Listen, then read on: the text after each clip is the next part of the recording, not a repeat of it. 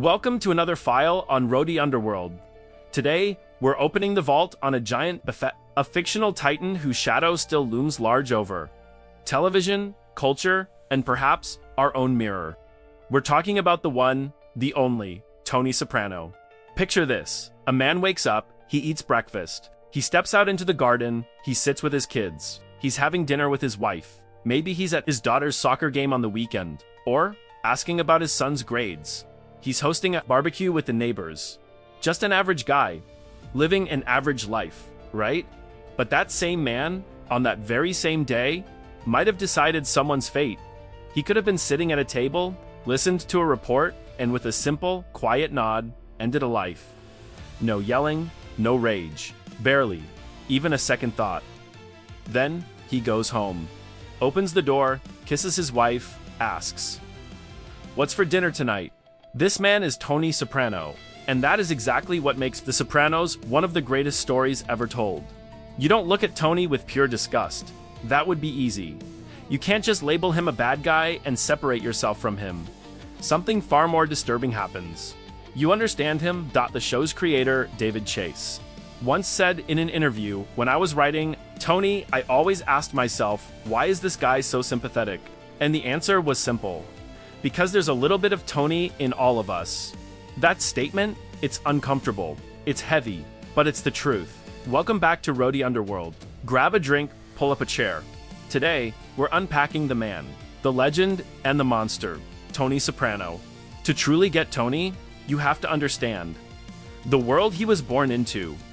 New Jersey, late 1990s, the golden age of organized crime is starting to rot. The FBI is tightening the noose. The old rules are crumbling. The new generation doesn't believe in the old values. The structure that once held the system together is falling apart. And right at the center of this collapse stands Tony Soprano. He's not just a product of this dying world, he's its leader. Its architect and Tragiclite's biggest victim. Tony is the de facto boss of the Demio crime family. But the show never just shows him as a mob boss. He's a father, a husband, a son, and most unexpectedly, a patient. The very first scene, Tony is in a psychiatrist's office. Why? Because the strong man, the dangerous man, the man in total control, just had a panic attack and fainted from anxiety. This was not a coincidence. This was David Chase's most brilliant move. In the first 5 minutes, he tells us, this man is far more complex than you think. That complexity doesn't make him less dangerous. It makes him more human. Tony's past explains everything. His father, Johnny Boy Soprano, was a made man. From a young age, Tony learned that crime was normal. It wasn't a career choice, a mistake, or a hobby. It was an inheritance, a destiny. But the real force shaping Tony's life wasn't his father. It was his mother. Livia Soprano, easily one of the most terrifying, powerful, and utterly damaging mother figures in TV history. Livia says she loves her children, but that love, it's never free. There's always a catch. There's always a condition. In Livia's world, victimhood is a weapon. She constantly complains. She constantly suffers, but not to share her pain. To control you, it's classic emotional manipulation. A passive-aggressive suffocation. Tony Soprano learned a very dangerous lesson as a child.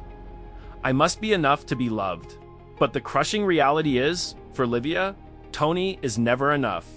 No matter how powerful he gets, no matter how successful he becomes. And that feeling, it settles deep inside him. No matter what I do, it's not enough. This is why Tony must always look strong. Because weakness means rejection. This is why Tony must bottle up his emotions. Because showing feelings means vulnerability. This is why Tony must control everyone around him. Because losing control means going back to that helpless little boy, begging for his mother's approval, and everything he suppresses, it fights its way out. As panic attacks, as depression, and ultimately, as therapy. Sending Tony to therapy was revolutionary for 1999. In that world, for a mob boss, it was unthinkable. It was a sign of weakness. It was a betrayal. If his own men found out, his power would vanish overnight, but he went anyway. And that choice tells you everything about him. He wants to be powerful, but he also wants to be understood. He wants to need no one, but he secretly wants to be truly seen. Dr. Jennifer Melfi becomes the single most honest relationship in his life. But even that relationship, Tony manages to corrupt it. He turns even therapy, the one place built on honesty, to another tool for his own ends. And this is the tragic, broken core of Tony Soprano. Which leads us to the decade-old question: is Tony Soprano a sociopath? The answer is far more complicated than a yes or no. From a clinical perspective, yes. Tony checks almost every box for antisocial personality disorder. Lack of empathy, check. Manipulation, check. No remorse, check. Disregard for rules, check. Those are undeniable facts. But here's the problem. Tony actually suffers. His panic attacks aren't a performance. His depression is real. And in certain moments, however brief, he almost feels something that resembles genuine guilt. The best way to read him isn't as a simple sociopath. Tony is a fragile narcissistic structure built on a foundation of childhood trauma. To survive that trauma, he had to develop antisocial behaviors. So, Tony isn't a pure sociopath. He's someone living on the absolute edge of sociopathy. There are two things inside him: a man and a monster. And the real tragedy is, they never ever become one. Psychology calls this splitting. It's the mind's ability to hold two completely separate realities without them ever connecting. In one scene, he's a father, tears in his eyes at his daughter's graduation, real. In the next scene, he's a cold-blooded leader signing someone's death warrant, also real. And in Tony's mind, those two realities never clash. Tony's leadership is a psychological case study itself. He's not just a tyrant. He manages through a terrifying mix of fear and love. His men love him, but they are also absolutely terrified of him. That balance, it's razor thin, and Tony knows it. He's always calculating who is loyal, who is a threat, who might flip, who needs a reminder. And this is the real source of his anxiety, because in Tony's world, there is no such thing as safety. Everything can change in a heartbeat. The person sitting across from you, having dessert, might be planning to murder you before the check comes. Tony Soprano has a worldview, and it's surprisingly consistent. He believes in a specific kind of masculinity.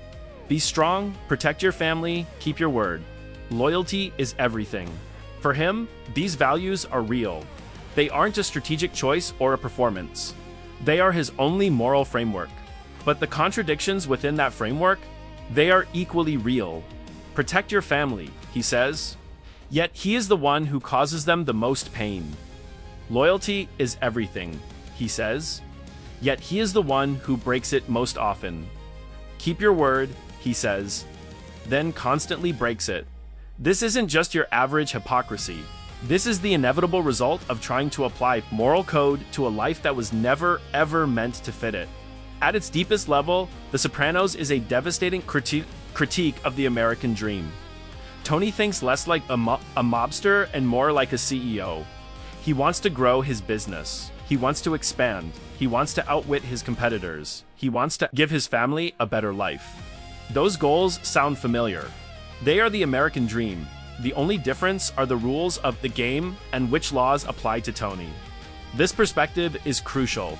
It's easy to write him off as just a criminal, but when you see him as a player within a broken system, a man operating with his own rules, his own values, and his own twisted sense of justice, the picture gets much darker and much more real. Tony's deepest, truest fear is passing this life down to his children. He wants to keep his son AJ out of this world. He wants his daughter Meadow to have something better. But the show reveals the brutal truth. It's impossible. The world Tony built isn't just physical, it's psychological. His children inherit his values, his fears, and his patterns. Even if they never lift a finger to break a law, they are already part of it. This is The Sopranos. Most cruel claim, some wounds are generational, and those who carry them bleed on others without ever knowing they are the source. In the very first episode, there are ducks in Tony's pool. He loves them. He obsesses over them. He finds something in them he can't explain. Then, one day, they leave. And that is what triggers his first major panic attack. Dr. Melfi later pulls the truth out of him. The ducks are a metaphor for his family. His fear of losing them? The terrifying dread that the only thing he truly, authentically loves will someday just fly away. Think about that. A strong, dangerous, in-control man destroyed by a flock of ducks leaving his pool. That one detail tells you everything. Tony Soprano looks like unbreakable armor, but underneath it all, he is a terrorized man, living in constant, silent fear that everything he has will eventually slip through his fingers. The episode Pine Barrens is iconic. But what makes it so brilliant isn't just the comedy. Two of his toughest, most loyal men are sent on a simple task and get completely, utterly lost. All their toughness, all their control, means nothing. Against the raw forces of nature, it perfectly exposes the fragility of Tony's world. But what matters is Tony's reaction.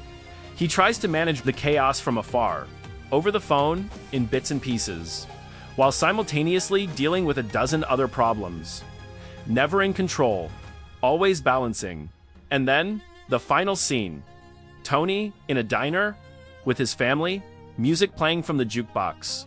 The door opens. Tony looks up. The door opens. Tony looks up. Did Tony Soprano die? The question has been argued for 20 years, and maybe that's the wrong question. Does it even matter? Because, in a way, Tony's life was already a slow, creeping death. A gradual erosion, a little more of him was lost. With every compromise, with every betrayal, with every line he crossed, the black screen isn't a death scene. It's a scene of ultimate reality. In Tony's world, everything can end in a heartbeat. You will never ever know when. Tony doesn't either. And that relentless uncertainty, that is the real. Final conclusion of The Sopranos. Tony Soprano isn't just a cautionary tale about organized crime. He's a warning story. About inheritance, he's a look at what happens when one generation's wounds are passed, unquestioned, down to the next. He's a man who mistook control for power, turning love from a gift into a transaction, and his identity into a prison of inheritance. And at the same time, he is undeniably one of the most human characters ever put on screen, because whether we like to admit it or not, most of us know what it's like to carry something we didn't choose. Most of us know the exhaustion of projecting an image that doesn't truly fit who we are. And most of us have had at least one moment where we wanted to be the strongest person in the room, just so we wouldn't have to be afraid anymore. Tony Soprano holds up a mirror to that feeling, and the reflection, it isn't pretty. The question he forces us to ask isn't, could a person become this?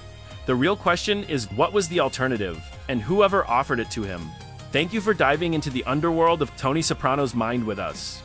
If you enjoyed this file, make sure to like, comment with your own theories on Tony's fate, and hit that subscribe button to join our growing crew at Rodi Underworld. Stay sharp, and we'll see you at the next drop.